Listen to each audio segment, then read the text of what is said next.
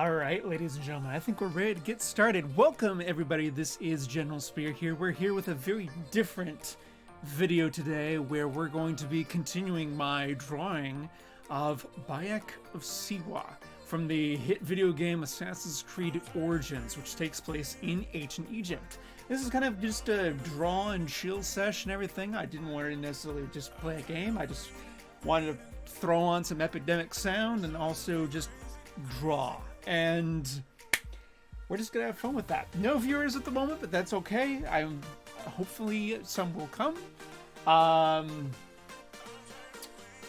me just see about sharing stuff real quick.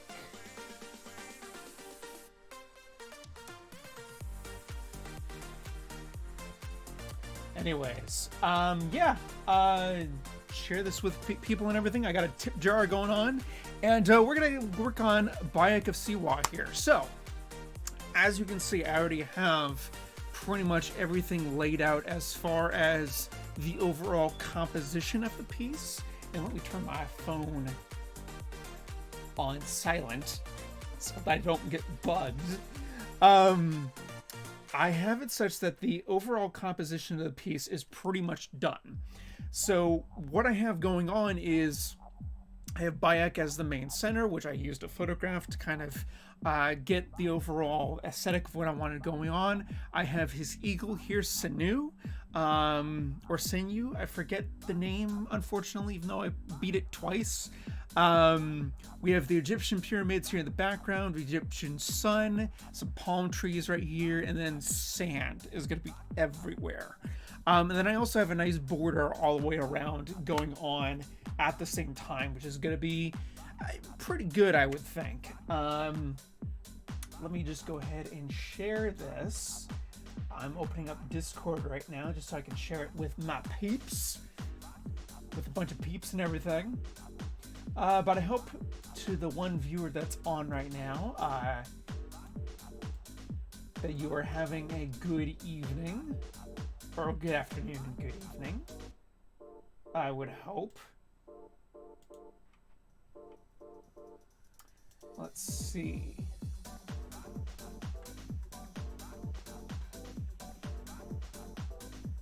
Let me just open this up.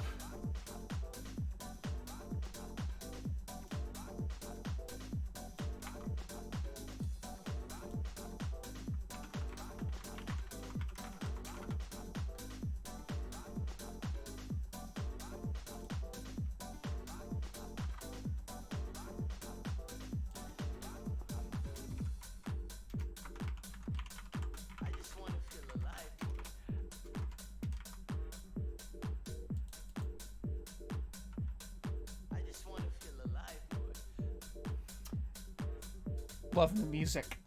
I hope people are liking the music too.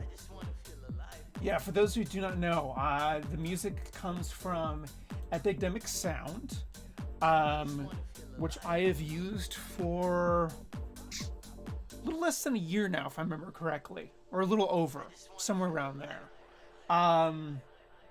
So that's been going pretty good. I've been liking a lot. Their selection is absolutely amazing. So yeah.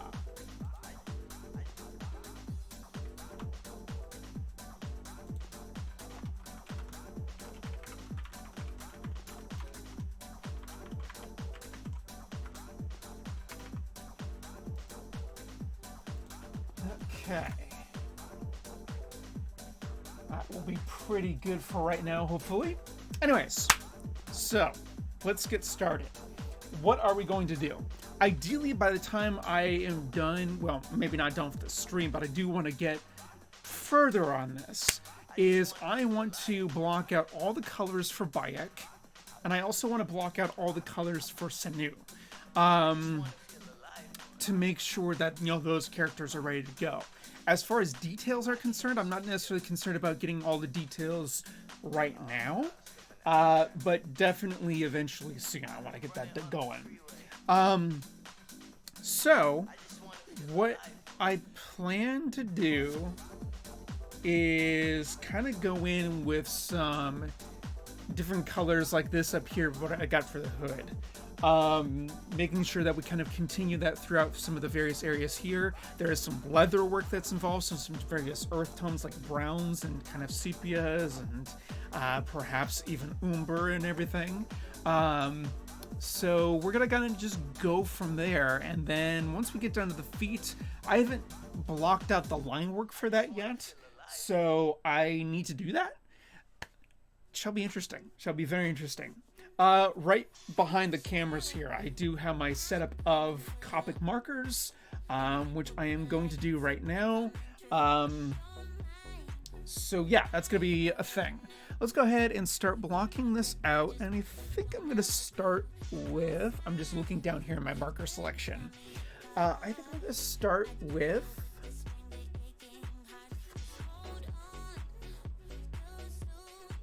let's go really bright with some pearl white and see how that is. Or rather, excuse me, floral white. And I think we'll go ahead and do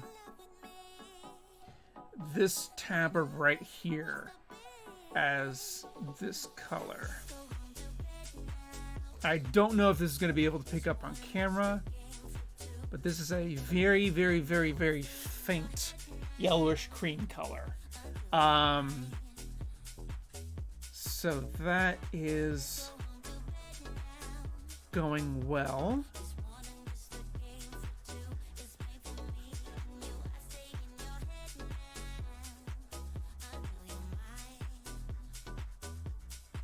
There we go. I love using Copic markers. I've been using them actually for about 4 years now, something like that. Maybe a little longer, closer to maybe like 5 years. And I love these over, say, Prismacolor markers because, and yeah, that is showing up on camera. Good. I love these more than Prismacolor markers because for several reasons. One, just and here's the thing though. Let me actually talk about this before going into this. The one problem I have with Copic markers is their price. Other than that, everything else is fine. There's hardly any complaints I have about this marker, or rather this brand of markers. The only one I have is about the price. They are among one of the more expensive markers on the market, at about $10 a pen, which, you know, for an artist looking to cut costs and everything and still produce good quality work, that may be, you know, a little bit more expensive. But then you get into the benefits of what that looks like. And what that looks like is they are blendable, very nicely blendable because of their ability to, the ink base is alcohol based. It's not water based, so it blends much nicer than the water based stuff, like Prismacolor. They also are refillable. They are one of the few refillable markers on the market that is out there. And so when you're thinking about that, and then the cartridges in which you can refill the markers, you can refill those 8 to 10 times depending on the marker type. For these are sketch markers. Hello, Kibo, welcome to the stream. These are sketch markers. Now, like I said, this is $10 by itself. I have 4 sets of 72 of these. The refills are $5 each. They're the refill cartridges. So you get 1 cartridge per marker. So this is Sepia, number 37. And this marker right here can be refilled 8 to 10 times with its cartridge. And the cartridges are $5 each. By the time you hit round 4, because the Prismacolor markers are about $5 each, or give or take. If you need to get because those aren't refillable, you need to go out and buy a new marker in order to use that color. Beyond 3 times, you're actually spending more money paying for replacement Prismacolor markers than you are for Copics. And then you haven't even used all the cartridge yet. So that's my love for the Copics. Also, the nibs are replaceable as well, which is fantastic. Let's see, what did I want to use the sepia on? I think I wanted to use it on this belt right here.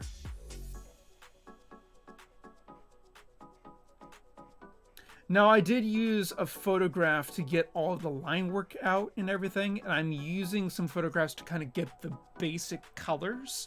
But given that in Origins, it's among one of the, I mean, it's not the first game in the Assassin's Creed lineup to have customizable armor and gear, but it is the first one that kind of expands beyond what we got in Unity and in Syndicate, where basically the entire set from head to toe was literally transformed, and you could do it in multitude of combinations. You could do the headgear, you can do the pauldron and the shoulder armor. Basically, you could customize the gauntlets. Same with the robes down below and everything, shin armor, and Odyssey took that beyond several steps further by adding different, other elements and everything. So there's a lot going on, and I think what I might do is I might take some creative liberties and not get it exact, but kind of create the essence of Bayek and everything. So, which is pretty good. You also notice that Bayek has a beard. If you see a lot of the promo shots for the game and go back and watch trailers, you'll find that he doesn't have a beard in those shots. But when you first play him, when you're first controlling the character, he does have a beard. And then, unfortunately, he has to end up shaving it. So, me having an appreciation for beards and beard styles and everything, I gave Bayek a beard. So that's how we do. This is going to be another belt right in here.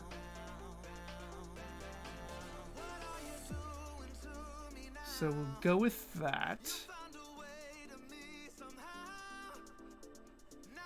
But yeah, you'll notice that I've already worked on some colors already. And you got kind of a feel for what I'm going here. You got some of the very metallic combinations of silver and gold and other materials, presumably going down here in his arm guard. Same with his hidden blade arm guard over here. And then also a little bit on his shoulder pads.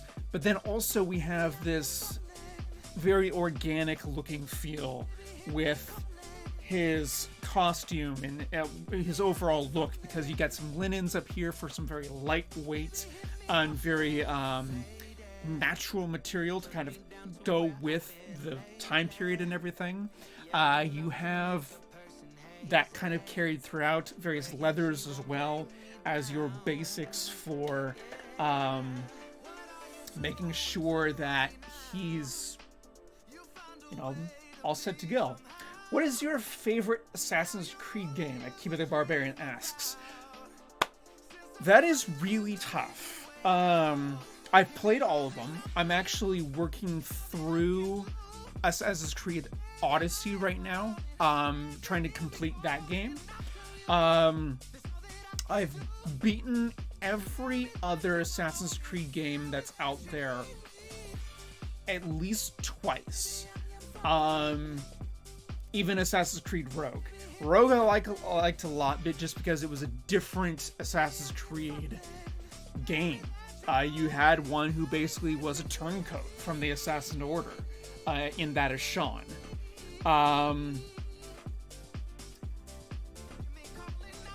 Hey, Cup of Noodles! Glad to see you, man. Awesome having you here. So we're gonna continue the drawing. But I would say that for me, The Ezio series, specifically Brotherhood, is my favorite of that series. But I really enjoyed the Assassin's Creed Origin and also Assassin's Creed Odyssey gameplay. So that was tons of fun. I think we're going to continue right in here with some more linen colors. I'm going to go slightly darker. I'm going to go for more of a yellowish reddish color, and we're going to go with Mellow Peach. YR82.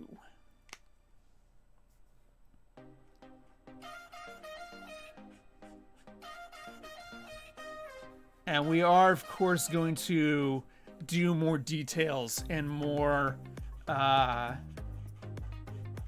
shadow and highlights and all that good stuff. Not worrying about that right now. All I'm worrying about is just blocking the colors. Because if you worry about the details too fast, you can get away from the rest of the drawing. I can't tell you how many portraits I've done in which I've not blocked in all of the shapes first and made sure that my proportions were correct. And then I completely messed up and had to erase a pretty good portion of the drawing itself. So that was fun. Let's see. Remember collecting feathers. Oh god, all the feathers.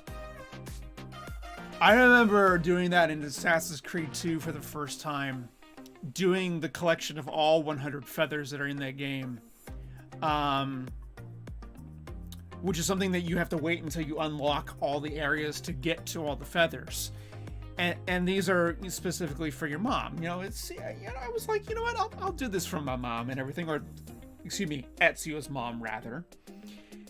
And then she only utters, like not even a full sentence at the end of the game. She's presumably not spoken for years.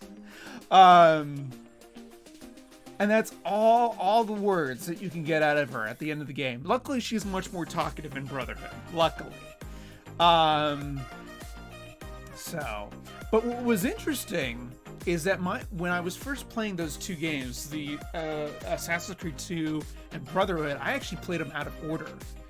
Because when I first played Brotherhood, it was actually several years after I played the very first Assassin's Creed game with Altair. And Brotherhood at that point was just ported over to Macintosh. I had not had my gaming PC as of yet, and it was ported over to Macintosh. And I picked it up. I want to say it was like $20 or something like that. And I spent hours, literal hours, playing that game. And I beat it several times. I was so happy with it. Assassin's Creed was supposed to be a bodyguard to the Prince of Persia. I can believe that. I can definitely believe that premises and everything.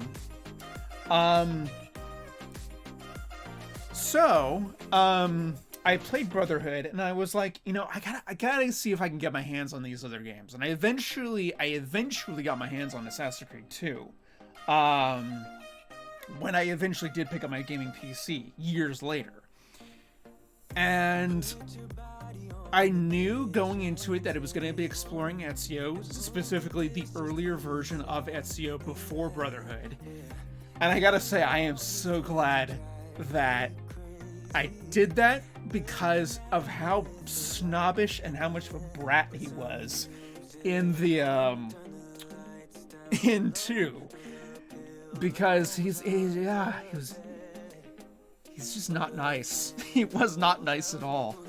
And that seemed to be a trend for a lot of the Assassin's Creed games. You got that in the first game with Altair. You definitely got that in 2. And then Ezio, of course, matured. You got that in 3 with Connor. Assassin's Creed 3, I have a love-hate relationship with. It's a really good story, but Connor, I can't stand for the longest time. His outfit is amazing. His skills and abilities are awesome. But I can't... there's part of me that really, it's a, like I said, it's a love-hate relationship.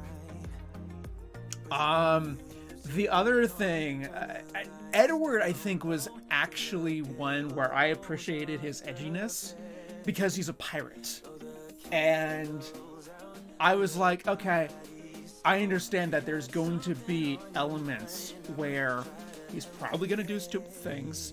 He's probably going to do it for the money, so on and so forth. So I get where Edward's coming from. Connor, yeah. The other thing I didn't like about Assassin's Creed 3 is that they definitely rushed that game. There are still glitches, even in the remastered edition, to that game. And I say that because I am replaying the remastered version of Assassin's Creed 3 right now. And there's still some glitches. There's still like horses walking into walls and people walking into each other during the cutscenes and all that stuff. Fix your game, Ubisoft. They've still done an amazing job.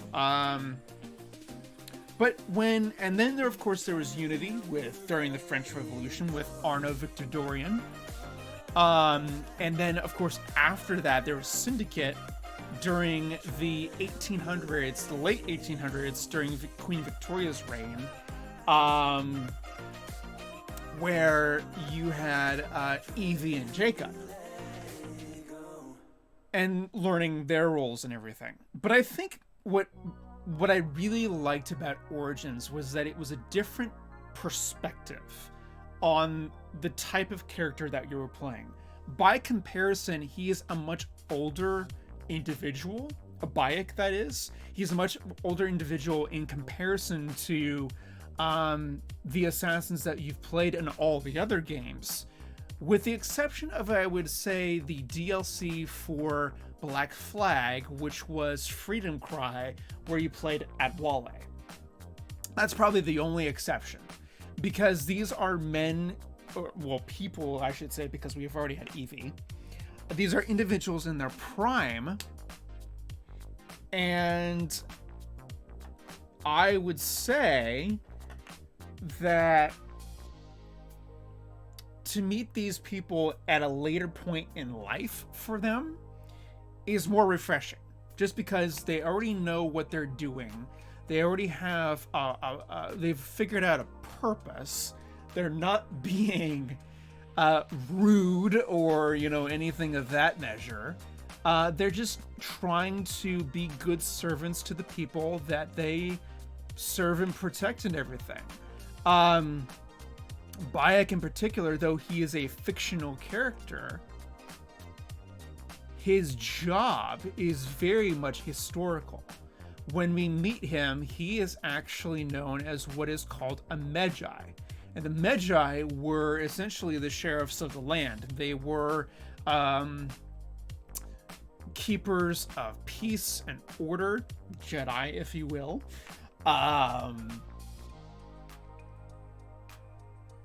And not Jedi, but you get my drift in terms of that mentality. They were skilled in all forms of combat. Polar arms, spears, swords, even two-handed swords, battle axes, heavy weapons, blunt weapons, archery in all its forms and everything. So you get these individuals that are highly trained. And the other thing is that with their warrior-like prowess, they are appointed by none other than Pharaoh themselves. And in those days, for those of you who don't know the Egyptian history, being appointed by Pharaoh was essentially being appointed by God, or the gods in their culture. Say that they were highly respected amongst the community in which they served. Not so much, of course, for criminals, but to the people that obeyed and followed the law and benefited from their protection. they were highly respected because they know that they were extension from Pharaoh themselves.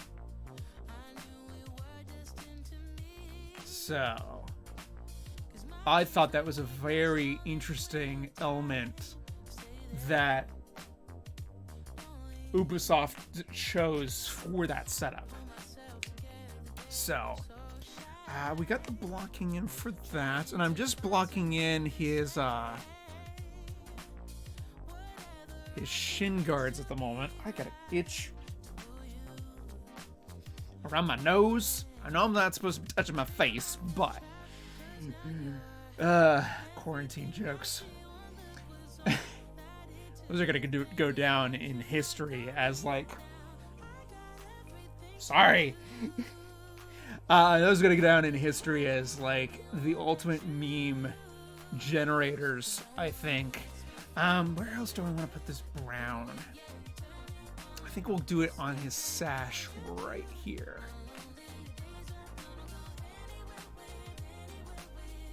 Like so. Okay. And also put some brown right down here.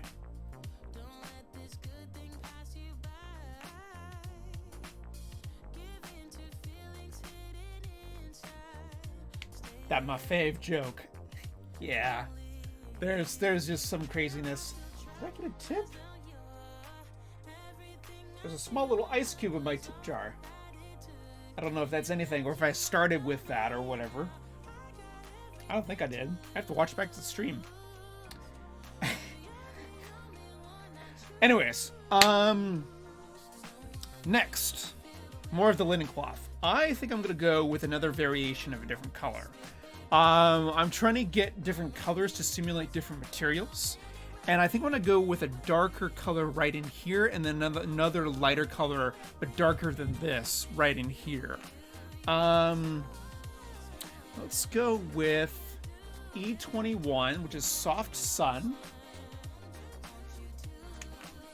For those following along, or later following along. Yeah, I like that. And we'll add textures and everything to that as well.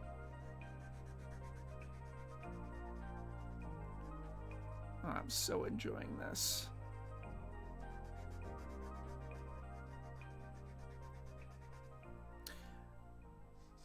One also may notice that I'm not streaming on my...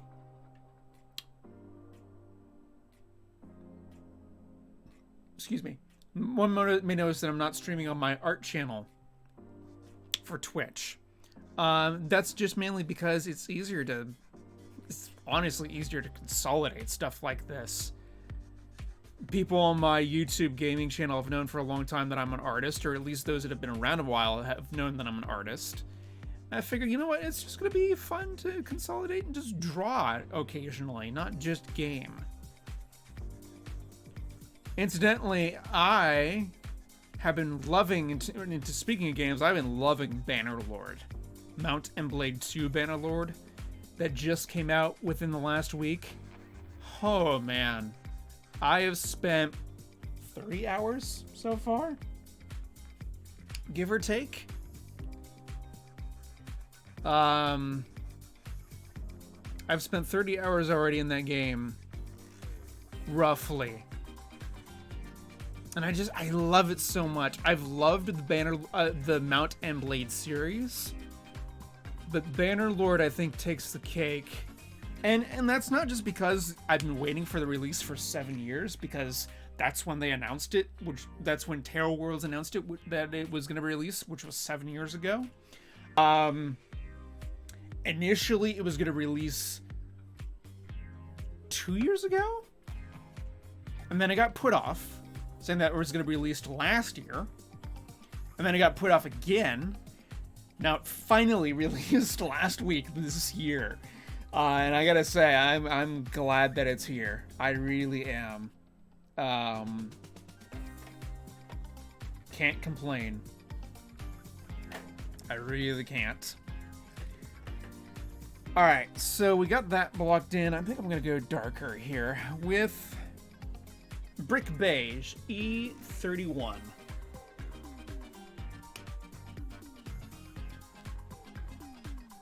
Oh yeah, that's nice.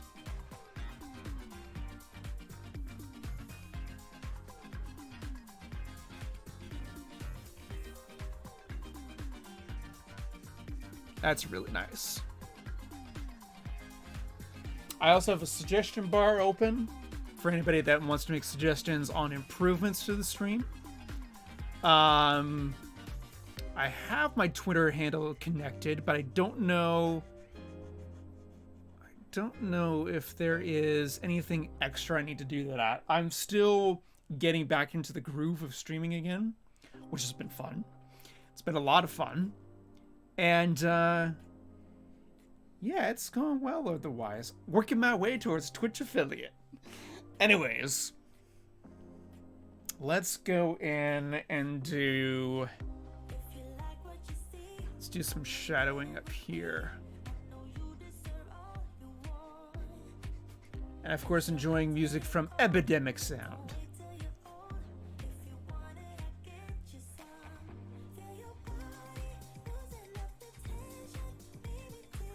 Okay. That's pretty good. Now I need to go in here. And I know for a fact that not all of this is cloth. In fact, very little of that is going to be cloth back there. Most of that is going to be a leather backing because the pauldron is right there, or the chest mantle. It's actually a mantle. I've been calling it pauldron armor. I've been calling it shoulder armor, which shoulder armor is technically closer. It's the mantle that he wears.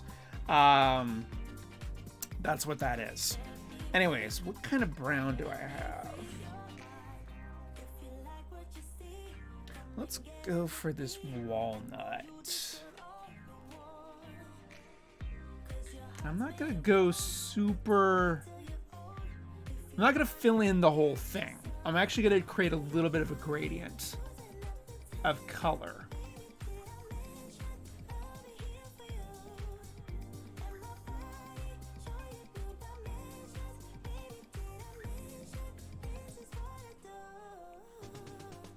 Okay.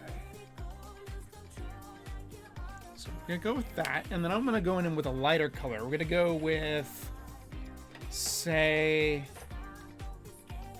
light walnut E57. Yeah. I love the blending with Copic markers.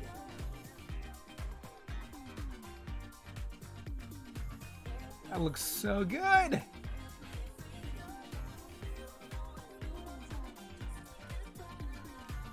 Yeah. Oh, that makes me happy. You don't get that very well with Prismacolor, I can tell you that much. Not that I'm bashing at Prismacolor, I just love the blending elements of Copic markers. Love them. Love them, love them, love them. And that's just because it's a difference between alcohol-based versus water-based. That is the primary difference. You don't get that blending any other way. Well, the proper nibs also help too.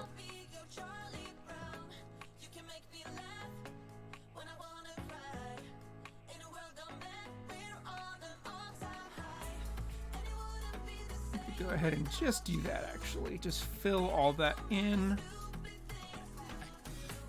And then we'll add some textures to do a little bit of weathering, as well as just kind of some of the nuances that leather can get, kind of some of the wrinkles and bends from both the forming process as well as just general use,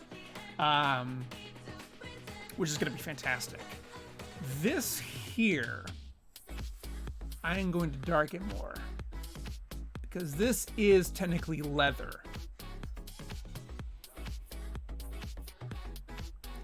And here I said I wasn't going to focus on details, and yet I am focusing on the details.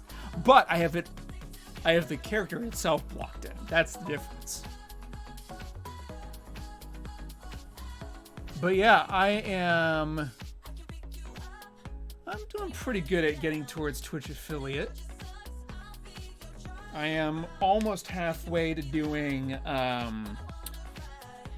the required amount of streams for like 8 different days or whatever it is. No, 7 different days, at least 8 hours. The only thing I need to worry about is views per stream and everything. Which I think I peaked at about 3.5 or so at one point. So, still getting there. Let me see. I need a lighter brown, but something that can kind of blend in there a little bit better. Let's go with, I guess, this. No, that's a greenish color. I don't want that. Let's go with this. Affiliated is easy to get. Yeah, it is. It's just, you just gotta keep streaming. That's really all it is.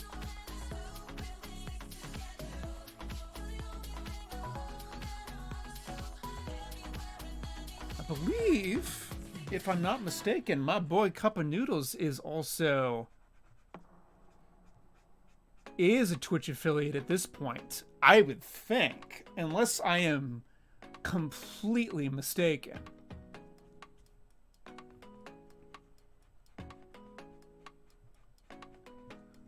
But if you've not checked out his stuff, Couple Noodles does like a lot of, he does Sonic, he does a bunch of other things. Yeah, Partner, yeah, Keep It the Barbarian. If you're not following, if you're following in the Twitch chat, Partner is a whole nother realm. Affiliate, that's one thing. Partner, that's something else. I'd be glad just to get to affiliate. That we'll go from there. Let's see. Let's do a little of this.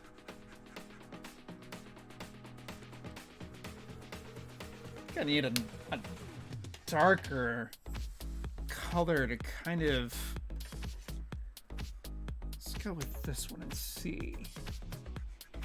I know, I'm experimenting on what is otherwise going to be the finished piece. That's such a risk taker.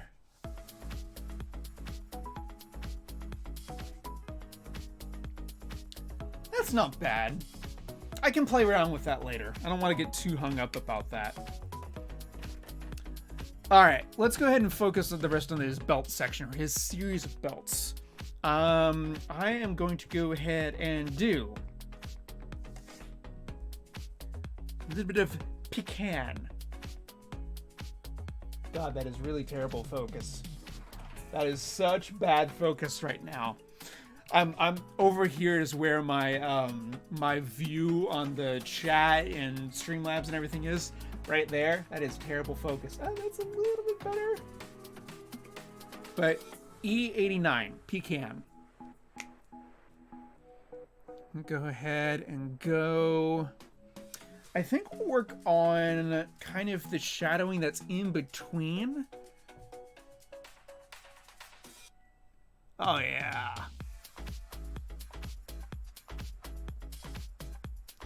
Oh, that's so nice. That's pretty. Incidentally, I'm also going to go ahead and just do a little bit of that.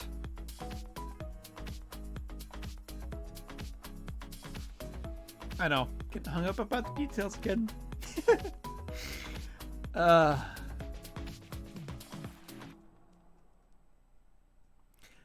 yeah, I was gonna stream to Facebook, and then Facebook was like, "You must create a page to link to." It's like, I don't want to. I just want to do it directly to my profile, please. Nope. So I might link it to one of my Facebook pages Probably my gaming channel. Well, actually, maybe more of my art channel. Or art page, rather. That would make more sense for this kind of video. I would think. And that way, when I'm streaming directly to Facebook, if I'm doing artwork, I can just go directly from there. And then I can just turn off the dual streaming aspect for when I'm streaming stuff like, I don't know, COD or, you know, Bannerlord or whatever else. Go ahead and use this to create a little bit of shadow. And then I think we'll go with a little bit more shadow texture right in there. Well, not texture, but you know what shadow is.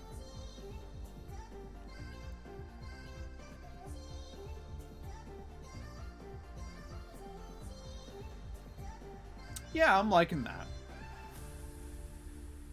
I'm liking that quite a bit. I think we can use this color also on his shield over here, and specifically all of this in here is probably going to be like leather for the straps, just because that's what they were made with. If you're affiliated, you cannot multi-stream. Well, that sucks. I guess it makes sense. That's a bummer, though. I can still share it. I could still share it, could I? I would hope so. I would hope so. Alright, let's go ahead and do... Let's go ahead and do it right in here.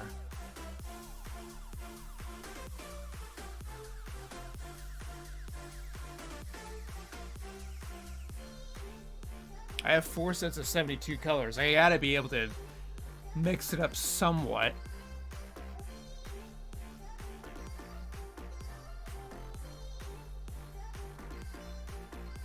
We did have 3 viewers there at some point. After 24 hours, you can upload it to YouTube, but you can share it on Twitter or Facebook. Yeah, that makes sense. That makes sense. I love how I have like the one measly little ice cube in the tip jar. One measly little ice cube. Teeny tiny ice cube. Let's see. It's melting probably at this point. It might just be a puddle. No, it's an ice cube. It'll go strong. Need to be strong. Strong man. Strong man. This is the point in the stream where I go crazy. And that may or may not be just the quarantine happening. See, I just want there to be a point where I can get back into trooping. Trooping was my socialization outside the house. And now that that is put on hiatus, and, you know, rightfully so, because nobody wants to get sick. I can't wait to troop again. I am gonna be so happy. I'm gonna be doing a dance when I get my costume at a convention or a troop or whatever. I'm gonna be doing a dance as I put on the gear, because it's been so long. It's been so long. Granted, I say that, and I have to keep in mind that while this is not going to last forever, there's one individual that I know that would love to get out of the house more than anything, more often than she already does, and that is my mom. My mom is definitely one of the strongest women that I know. And I'm not just saying that because I'm biased. She is without a doubt one of the strongest women that I know, because she went from being a firefighter in the 1980s, then got sick, was diagnosed with chronic fatigue, Epstein-Barr virus, and a slew of other things over the years.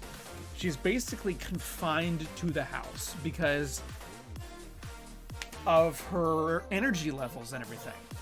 And she has been that way for years. For literal decade years kind of deal. Actually more than a decade. It's probably closer to 2 decades it's been this way. There is nobody that I can think of that should be able to get out of the house more than she should. Because I look at these posts and I think, they're inherently funny because it's people losing their minds. But I also recognize that that's my mom to a degree too, because for her, she's not been able to get out of the house for so long. And, a lot of us, I think, take it for granted that we are able to do all these things and go places and get out of the house either whenever we like or if it's for work. Not many people, or not everybody, has the ability to do that. My mom is one of many people. I'm not excluding her out specifically. I'm just using her as an example that, we can all go back to our lives once the pandemic is over, once everything has been lifted.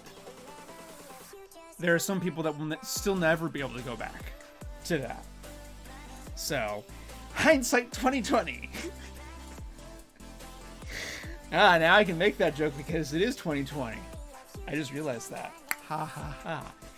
Alright. More linen work.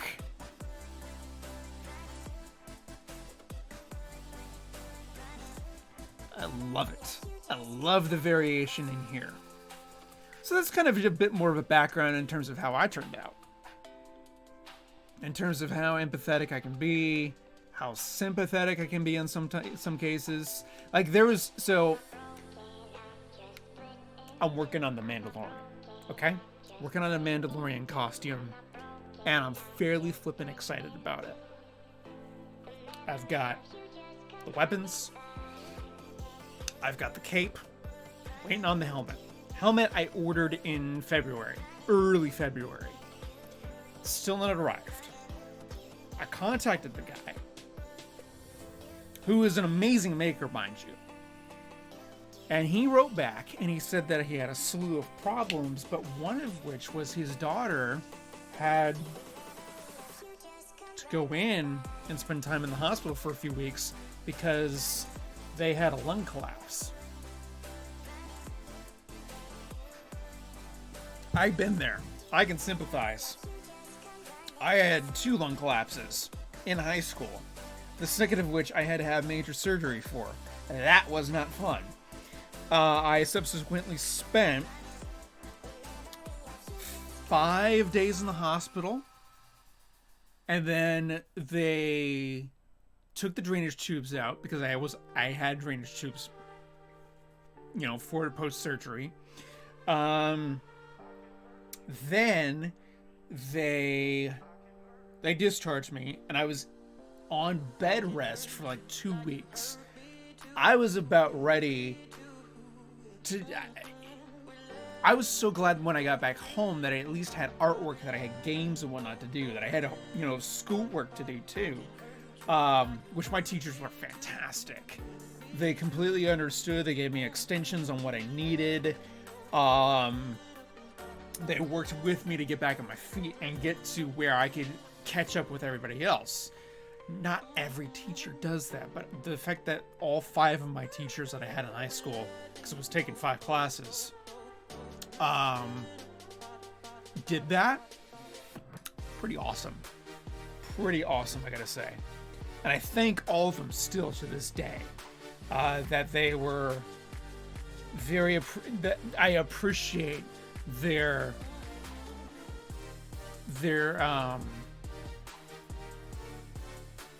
unconditional support at that point. It was conditional in that I still had to do the work, but they were willing to work with me because my lung had just basically deflated. But the point is I sympathize with the maker because I've been there. I've totally been there in terms of I had a lung collapse and, you know, that was not fun. That was really not fun. I've had people come up to me and go, well, what does it feel like to have a lung collapse? And it's kind of weird because when I had it, it depends on where the collapse happens, where the hole in the lung is created. And it depends on, I think it depends on your physicality. To be honest, for me, I was, you know, remarkably fit at the time. I'm getting back into that fitness, or at least striving towards that. I'm never going to be doing baseball, running, swimming, doing climbing occasionally, doing a lot of different sports and whatnot. Ooh, Kiba, I'm sorry. Calroon, welcome to the stream. I haven't seen you in a while on the streams and everything, but by the way, your blacksmithing stuff the other day, I caught glimpses of that. That stuff was really awesome. That was really, really cool. So, what was I gonna say? Oh yeah, so it depends on where it is, and I think on the physicality. For me, when it happened about shoulder level. And when I did, when the collapse happened, it deflated, and as lungs do in that case, and because they're basically like balloons in that aspect, and it deflated and my oxygen level dropped, understandably so, but it deflated by about 30%. I would hazard a guess that it would change from person to person depending on where the collapse happened, where the hole itself was made. If it was made like halfway down, I could see it maybe decreasing to like around, 40 or 50%. It just depends on where it is. But the feeling that I felt was, it felt like a pinched nerve that started around the shoulder height here, and then it started moving. And that sensation, that moving down, was the lung deflating, which is really weird. It was really, really weird. But what was weirder was the tube that they took out when I had my surgery, because they yanked it out, and I felt it was up here in my chest cavity, because that's where the surgery was for drainage. And I felt the entire thing go through my chest cavity. It was the weirdest feeling. And when I got my stitches taken out, like a few weeks later, A, I didn't feel them. B, I was less nervous about that than I was about the tube being taken out and everything. That was just the weirdest feeling ever. Also, coughing and sneezing while in that position is not pleasant. I don't recommend it. So, now that you've learned a little bit about my medical history, let's go back to Bayek here. I'm gonna go with a hazelnut. And go right in here. Ooh, yeah. I like it.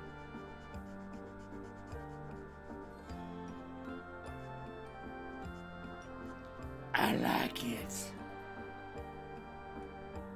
And I think I'm going to carry that all the way through on this piece of cloth right here.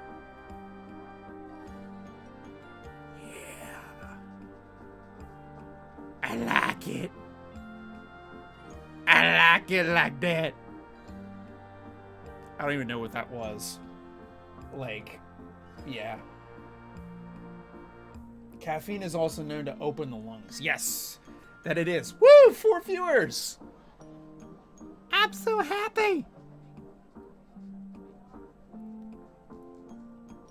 I'm gonna change the music here. I'm sorry. This is... What do we got here? This is good.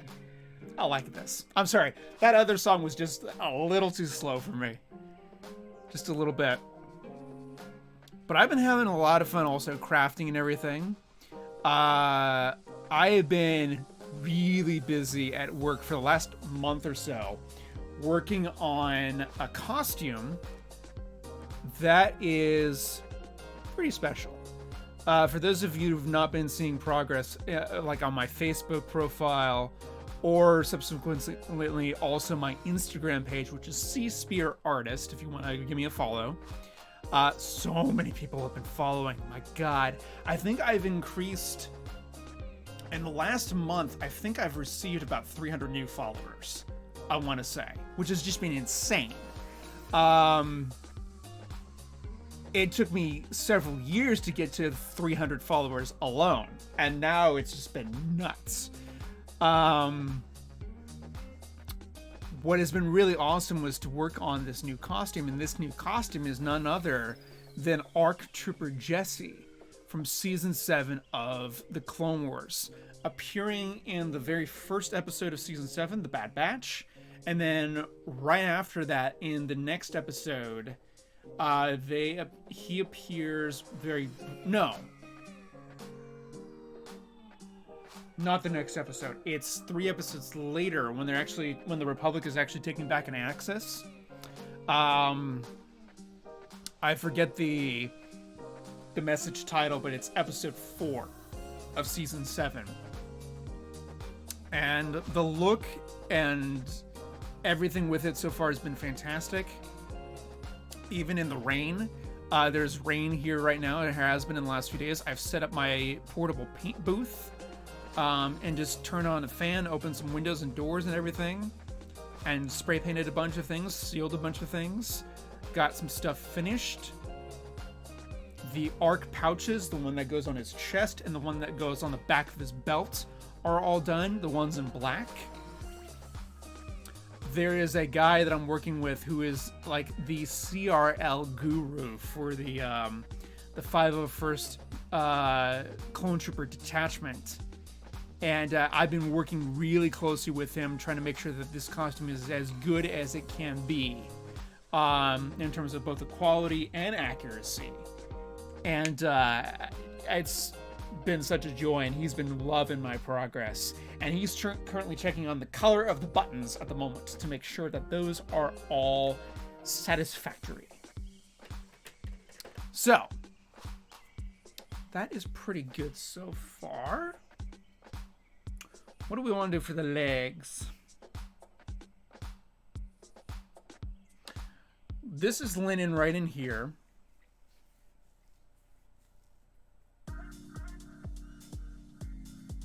I'm thinking. We'll do some darker leather right in here. Same with this and this. And then we'll do a gradient outwards as we get towards the light. I think that's what we'll do. As far as the colors are concerned, I think we're going to go ahead and do a dark bark for the middle. And then we'll do a copper.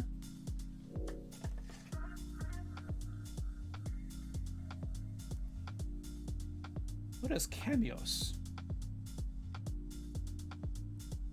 I'm not sure what this color is. I might need to do a test, but let's go ahead and actually do this one, which is toast. I'm not even kidding. That's the actual name of it. Oh, it's terrible. That quality is absolutely terrible. Trust me, the name of the pen is toast. So we're gonna go ahead and do darker first.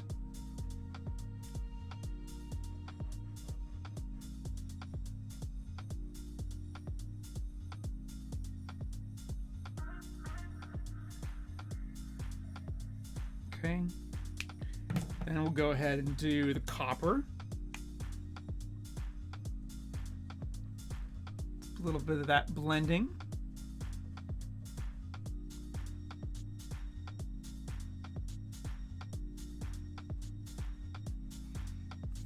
Okay, I like that. Blend that a little bit more. And then we'll blend the other side here.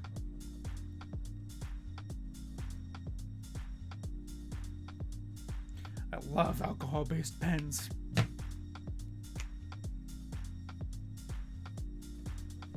And we'll blend this. This is, yeah. That's nice.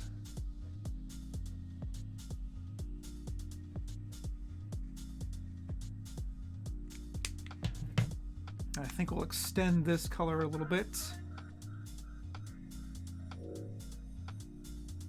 To there.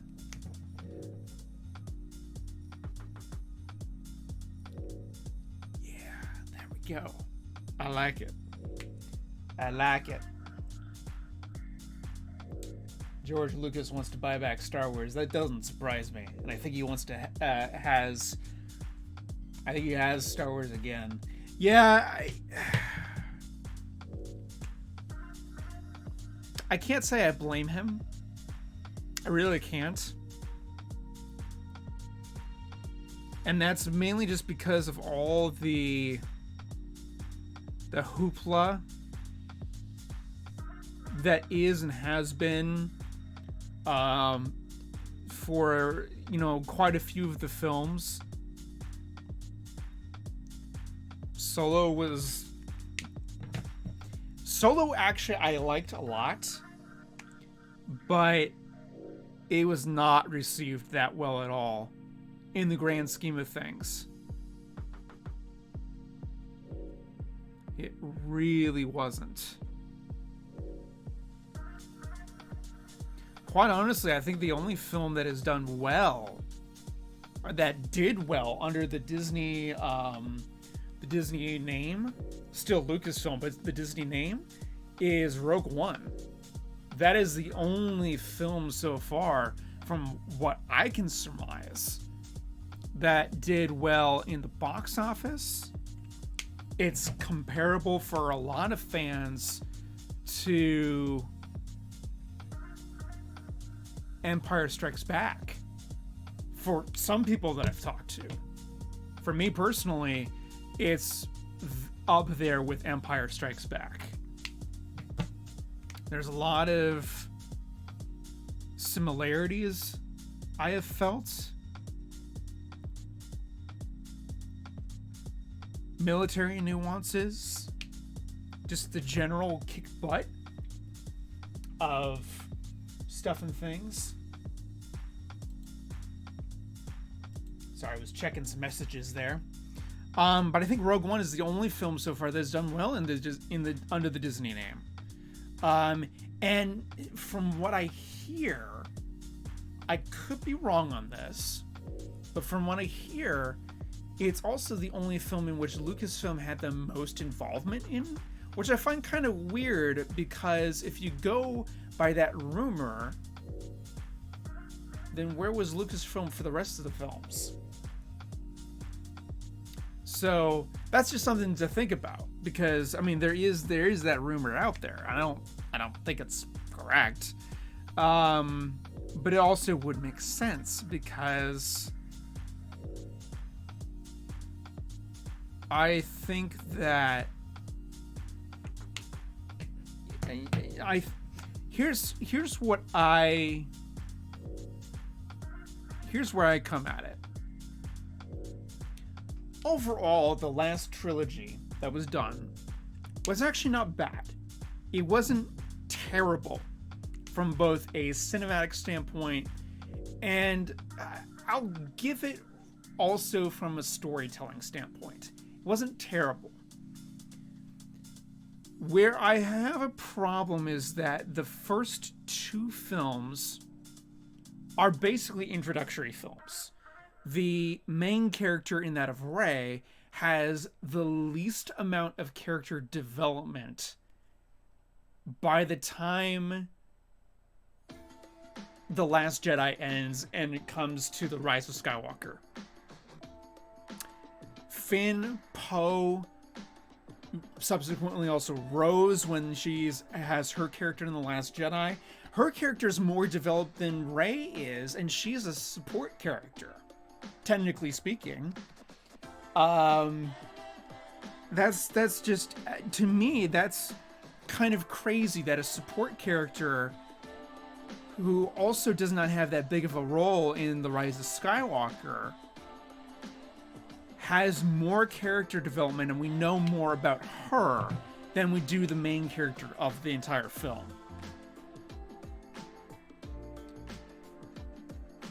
That's just where I come at with that. And of course, then you get the fact that Rey's Palpatine in Rise of Skywalker. Sorry, spoiler alert if you've not seen it so far.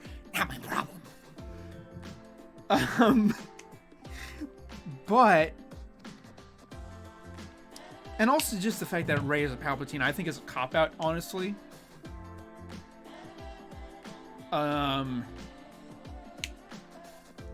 think it was a cop-out. Because you had a Force user, and quite honestly, I actually liked the idea of bringing back Palpatine. I did not like how they brought him back.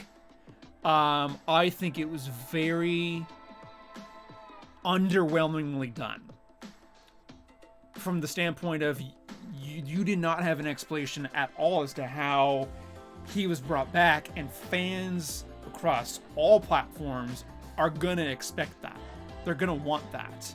You can't just say that, the path to the Sith is, the path to the dark side is, there are ways that are unnatural.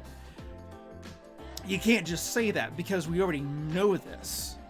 What we don't know is how he was brought back. And there was actually an interview that was done with Ian McDiarmid, who played Palpatine for basically all of the franchise. Fantastic interview. There was a line that was said that was going to be in the films and then was subsequently cut. And so I hope it's in like a director's cut or something like that, to where his response to Kylo Ren in terms of how he came back, he didn't outright say how he came back, but that he was, I am more than a clone, but less of a man. So meaning that there are a couple possibilities here, that Palpatine is in fact a clone of his former self, or that there was another individual or clone that his spirit was able to inhabit, kind of using the whole, I think it's from the book series Heir to the Empire or something of that nature, where Palpatine is gone, but his spirit manages to inherit other vessels, which is essentially what he was trying to do with Rey.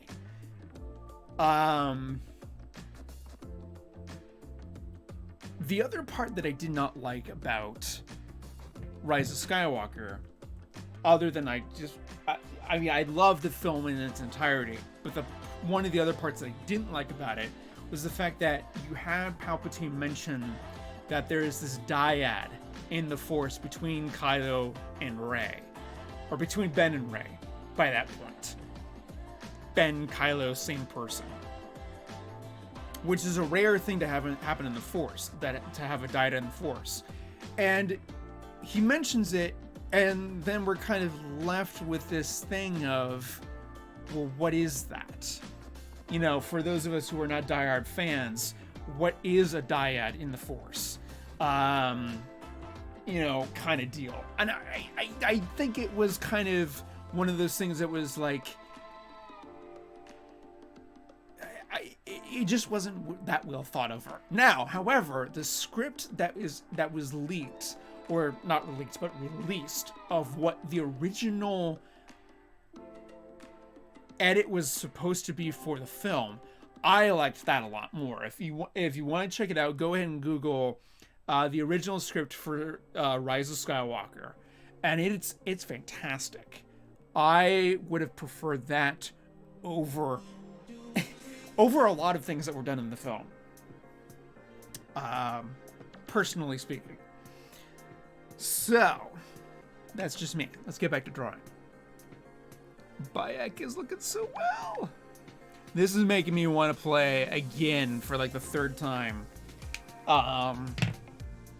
Assassin's Creed Origins. And I love, like I said, I love Origins. I really do. I'm actually, technically speaking, I am playing it for a third time. I'm doing a 100% playthrough on that, meaning that I get all the quests, all the objectives, everything. So that's gonna be a bit to get through. Have you seen the theory about Jar Jar Binks as the big villain? Yeah, I have. All because he gave Palpatine, you know, the executive powers back in episode 2. Which, here's the thing. I look at that and go, okay. Yes, Jar Jar is giving him emergency powers. Okay? Yes, Jar Jar is essentially giving powers to the most powerful individual in the universe, and everybody doesn't know it, kind of deal. Okay? But does Jar Jar know this? I don't think he does. And here's a couple reasons why. Yes, he is smarter than he looks sometimes. But he's also acting in accordance to be a representative for the voice of Padme Amidala at that point in the Senate, which means that his voice is also her voice. And given those two have been through a lot together, they are more or less the same on a lot of different policies and different motions that they can do and everything. He is acting in accordance to what Senator Amidala would say. And there's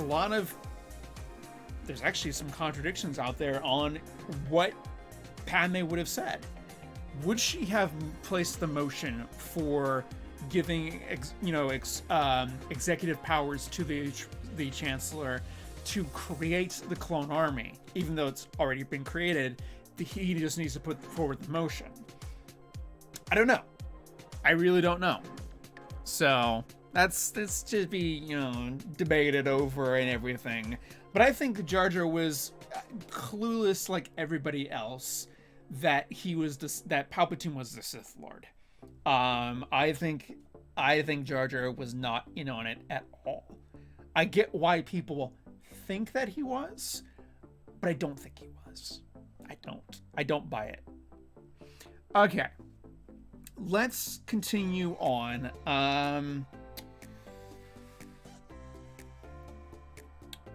Let's do this. Let's go with another bright color. We're going with bisque. And we're going to go in. Oh, yeah, that's nice. That's actually exactly what I want.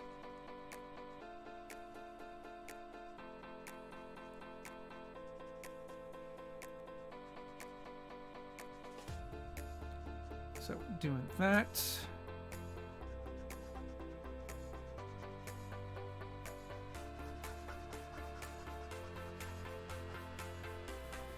This is for his pants,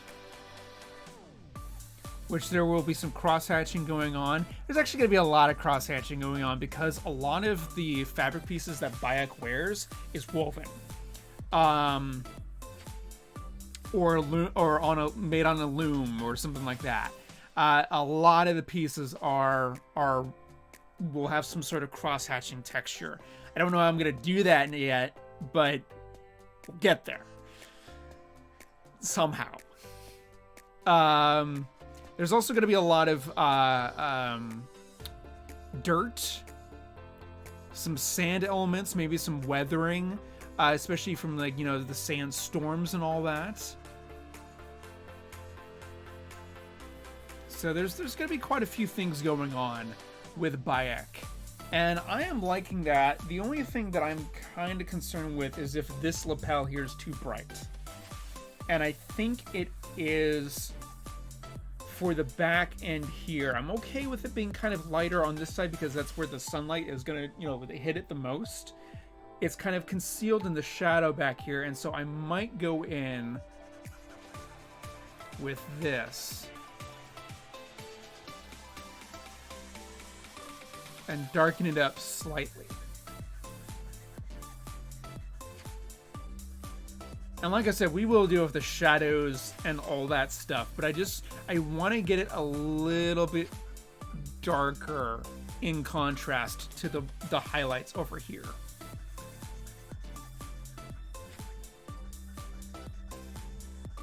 There we go. Okay.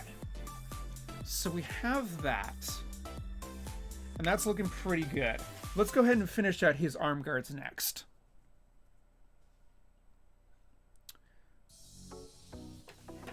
And his arm guards, like I said, they are a combination of metals and organic materials such as leather in this case. I think what we need to do first, let's go ahead and choose a gray color. I'm going to go with a cool gray, number 3. And I'm going to go ahead and do, excuse me, where the rivets and screws are.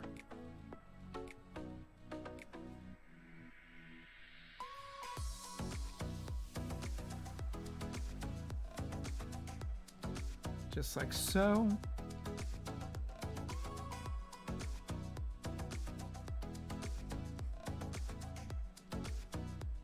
All right, that's pretty good. And then what I think I'll do next is I will block in the leather that we can see on his arm guards here, as well as on the shield. What I'm going to go ahead and do is let's do the walnut. Yeah, I think we'll do the walnut, and we'll go ahead and do this area right in here on his arm guard in that walnut color, because I want that to be a little bit more organic from what we can see. He might have metal on top, he probably does, but I want there to be some leather poking through.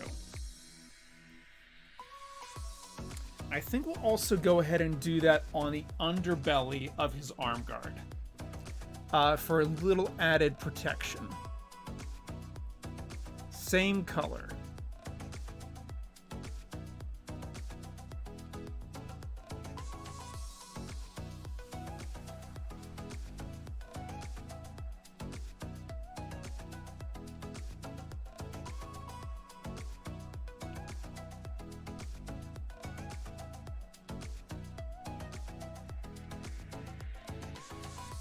All right. It's looking pretty good. Do I want to do the same over on his other arm guard? I think the only place that I would do it is gonna be around here.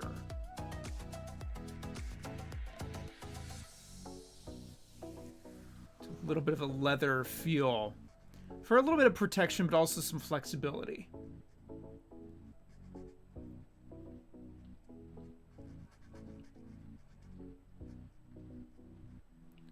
Excellent. Okay, now what I want to go ahead and do. Actually, no, I need to go in and do the doing the dishes right now. Now, don't worry about it, man. What I'm going to go ahead and do is actually want to finish out the leather looks on the shield straps. And I think I'm actually going to go ahead and actually do a different color for that. I used the walnut, which will go right there. And then I'm going to go ahead and do, what is this one? Burnt umber. Burnt umber. And we're going to go ahead and do the shield straps right now. And I think I'm going to go ahead and actually make this a gradient again. So the darkest parts will be the umber.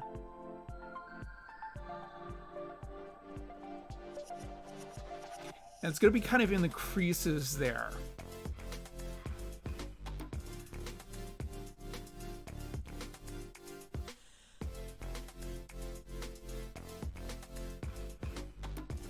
Like so.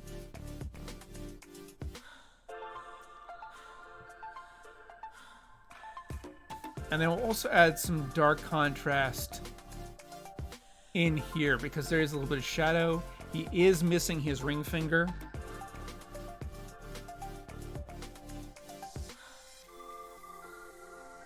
Yeah, I like that. I like that quite a bit. Hello, other viewers that hopped on. Welcome to the stream.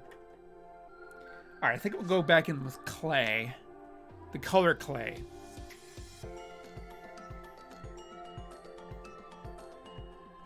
Yeah, I like that. I like the idea that the leather on the shield is a little bit more distressed from usage, from getting it on and getting it off, from general combat.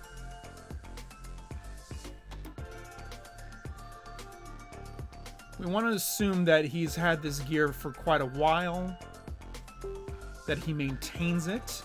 At a YouTube, at a Facebook notification.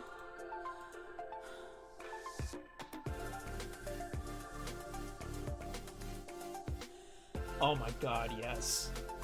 Sorry,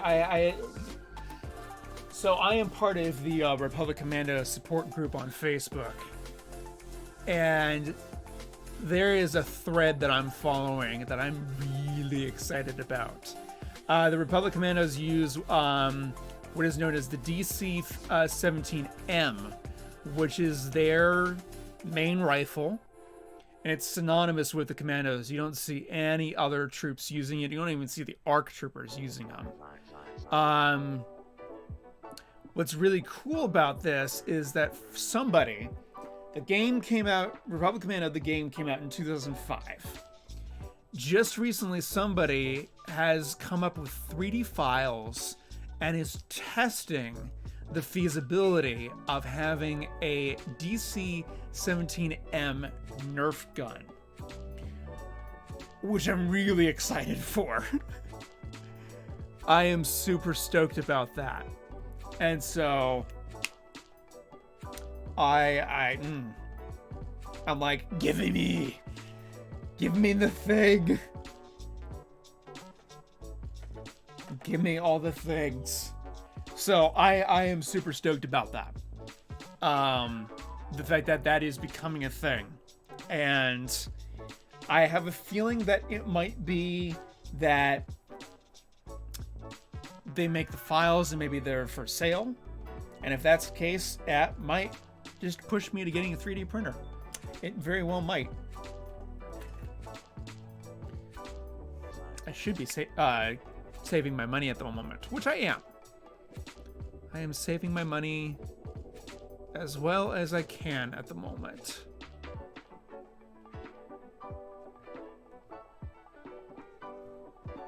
Doing some gold inlays there.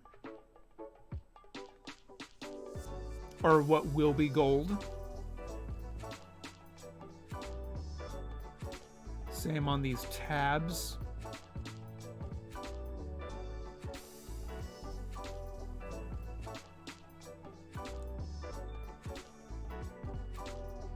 Yeah, I'm liking that. I'm liking that quite a bit. I am actually going to go ahead and do one thing, as I'm going to go ahead and do the yellow right in here on the inside of the shield. I recognize that this is the inside, technically speaking.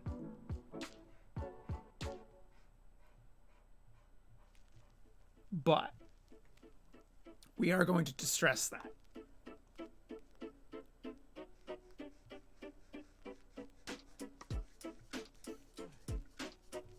So far, I am really liking how this is looking. Really, really liking this.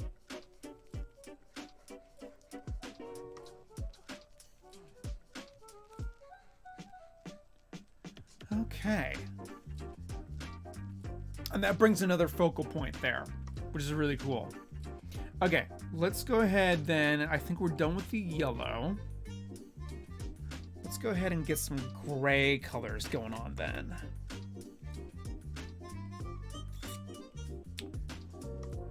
And I think we're gonna go ahead and do... I have an idea. do N7, which is a neutral color. A neutral gray specifically. Do this flange right here. Like so. I like it.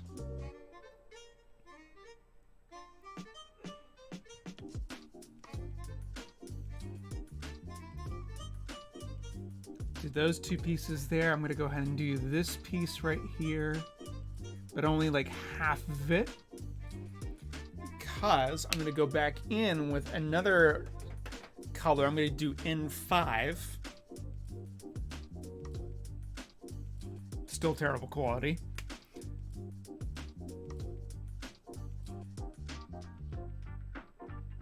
There we go.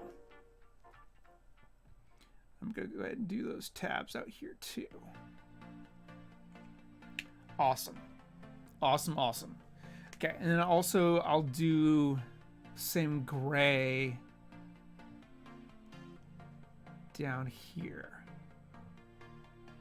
I like that. Okay. Now, I'm going to go back in, and I think I'm going to do a dark leather wrap right in here. Now, again, this is completely... I'm winging this in terms of the design. Well, in terms of the color. I have no clue what it actually looks like because I don't have the reference photo with me at the moment of what it actually looks like. I am just having fun doing something a bit different.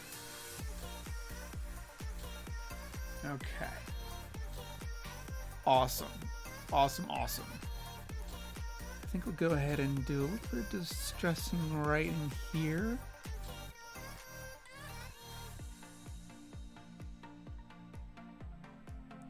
Like so. I like it.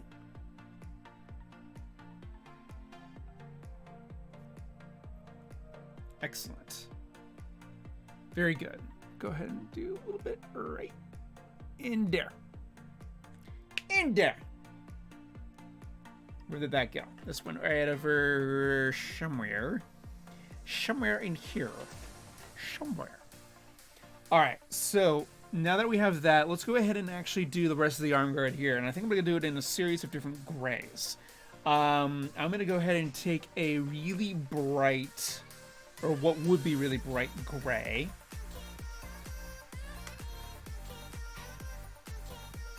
Do this bit right in here. And then we're going to contrast that with a medium gray.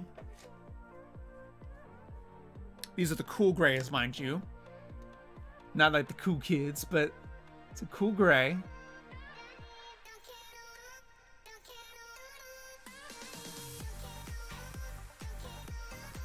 And then we're going to go in with some really dark gray. Not black, but there's really dark gray. And then we're going to go in right in here.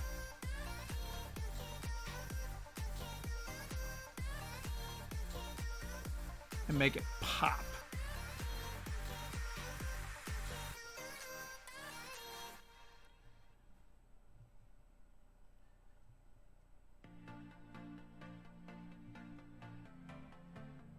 Yeah, I like that. I really do. And then we're going to go back in to a slightly lighter gray.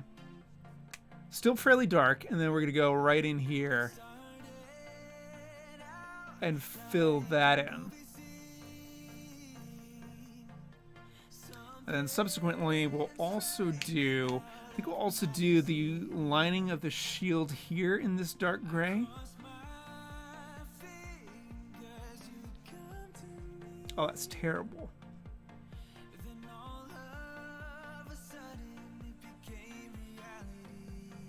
That's so bad.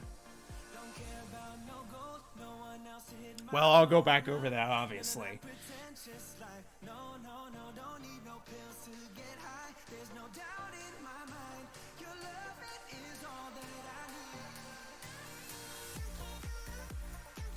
Okay.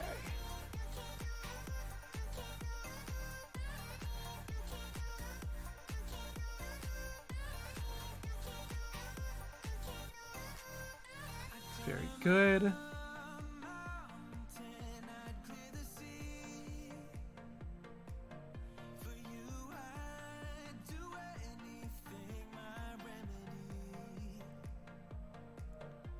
Excellent.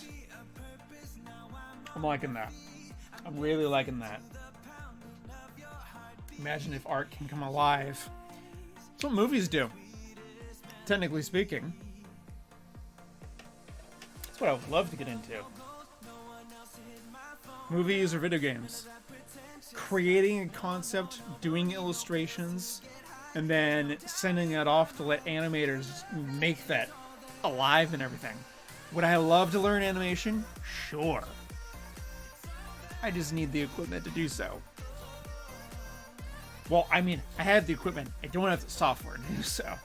I don't have, like... And I recognize that you can do animations, depending on what you're doing. You can need to do animations with Blender. But that's not what I'm looking for. Actually, technically speaking, I think I do have a software program that will do animations. I haven't played around with it yet, but there is one that I think I have that does it. Clip Studio, I want to say it is, or Clip Studio Art. My friend Cup of Noodles actually turned me on to that program. It is fantastic. I've fooled around a little bit with it, but it is wonderful.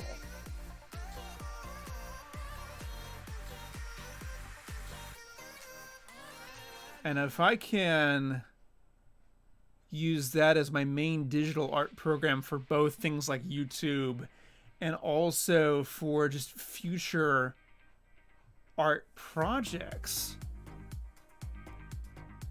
then I can get rid of my Adobe subscription. Because, I mean, I'm not gonna lie. $9 a month for Adobe to use Photoshop. It's pretty fantastic. It's $9 a month. If I can cut down on my subscriptions, that would be fantastic. That'd be really, really awesome. That'd be super great. Super funchy. Clip Art Studio is a one-time payment, in contrast. And it's not even that expensive. I think when it was on sale, I paid $25 or something of that measure. And that's a really good program. Can you imagine Jar Jar Binks as a villain? Nope. I can't. I cannot. And it's just basically because I don't think he has the capacity to be a villain. Like, just place in your mind who Jar Jar Binks is. And why the character was there. Ahmed Best was basically told, this guy is about kid humor. Okay? Reaching a new generation of Star Wars fans. 3PO, of course, was going to be introduced in that film. Or the building of 3PO was going to be introduced in that. So that would have been, comical values there. But Jar Jar, I can't see him as a villain. I can't. He's too childlike to be a villain, if that makes sense. Villains have been through crap. Villains have been through stuff and have, years of experience in terms of finding out means to carry out what we perceive it to be as evil. Jar Jar Binks, I don't think has that. He's too childlike in his qualities as a character to be a villain. That's me talking. I heard Jar Jar Binks will have more character if people liked him.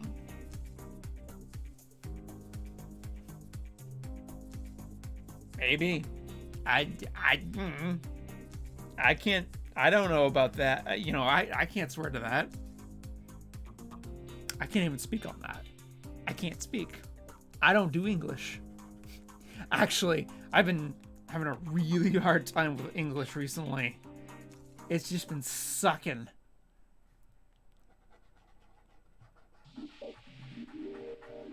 Okay, the bow is more or less complete as far as the blocking of colors there. And we're looking pretty good. All that remains are the shoes, which I gotta do.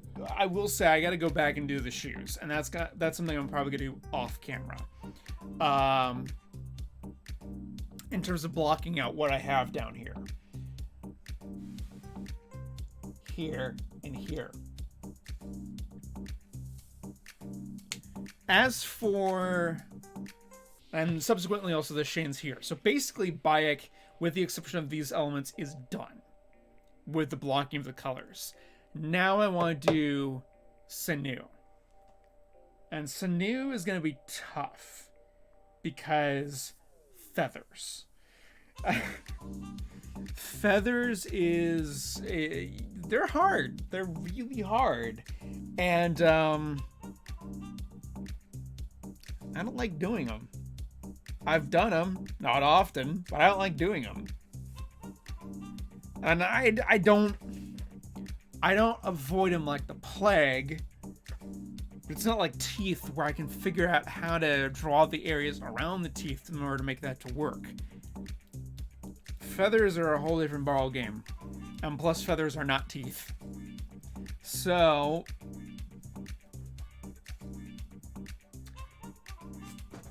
as I drop my pencil.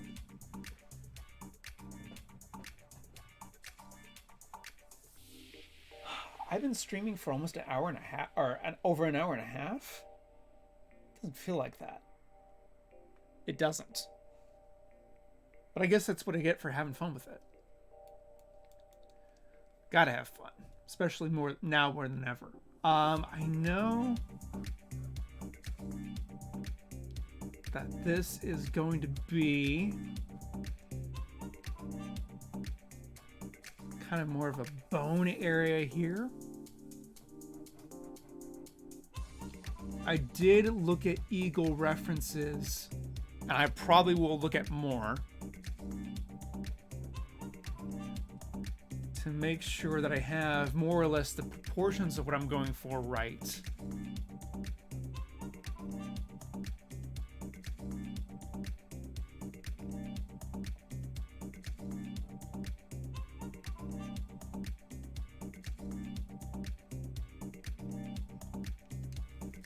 I think in some cases, because of how far back Sinew is, because it's not a close-up, I can probably get away with drawing this similar to hair.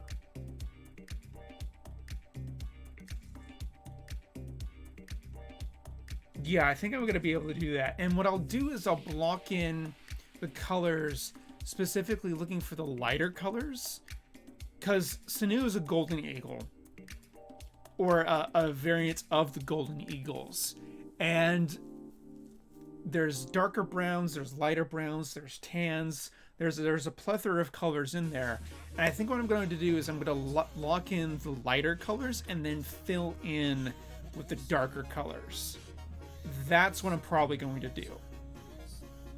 Whether that works or not, I don't know. I'm not sure whether or not I should test that. But what I am going to do is I'm going to get the details, because I want to get Sinew's profile laid out.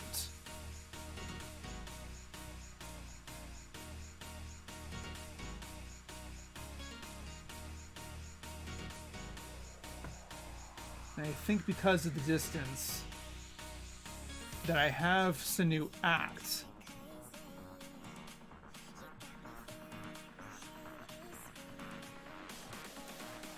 we're just gonna go like this and block it in similar to that of like hair.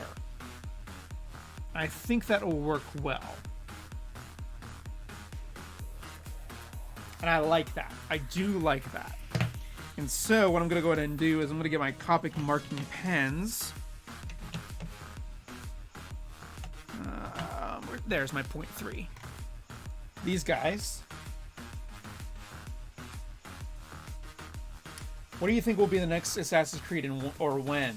Actually, there's already been an announcement on that. The announcement came out a month and a half ago. Next Assassin's Creed title is going to be Assassin's Creed Ragnarok, which is going to take place with, I believe, Nordic mythology. Yes. Assassin's Creed Ragnarok. Which I'm fairly stoked for.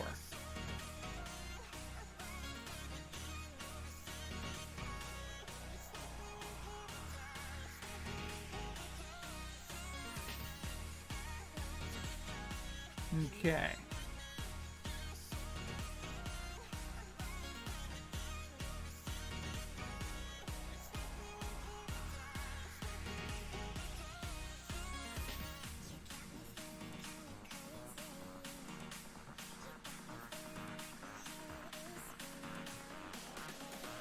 There we go.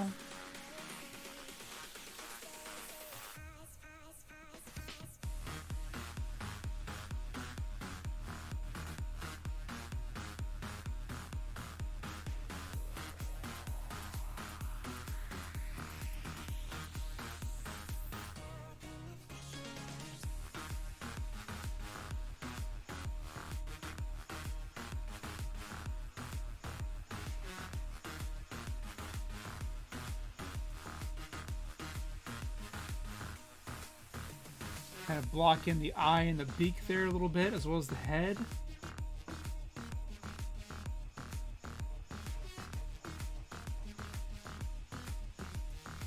Yep, Norse mythology. Now let's see what they get. The characters. Now let's see if they get the characters right somewhat. Yeah. In terms of video games, I would say the most accurate depiction of Norse mythology has to be God of War. The most recent one, of course, where he's in the Norse realm, if you will. Talking about how Odin was obsessed with power control, how Thor was just terrible, and how everybody was it was just bad how terrible that they are. As much as I love Chris Hemsworth's and Tom Hiddleston's depictions of Thor and Loki, as much as I love their depictions, they're not correct. They are not accurate at all to how those gods were. Not by a long shot. You read some of the mythology and tell me that sounds like Marvel / Disney / lovable and likable characters. Even Loki, who's more of the villain than Thor is. It's not good. It's not good. Even Odin as well. Love Anthony Hopkins, but that is not the depiction of Odin in terms of the persona he painted on screen. Definitely not. I think we're gonna call it here. Because there's some things that I need to figure out in terms of blocking out and practicing the feathers for Sanu. I also need to block out the shoes and the rest of the shin wear down here and everything. And that I'm going to do off camera because I need to do some research on that. I don't want to have to research and stream at the same time kind of deal. I want to be a little bit more prepared. So next time I stream this drawing, which I don't know when that will be, probably later this week.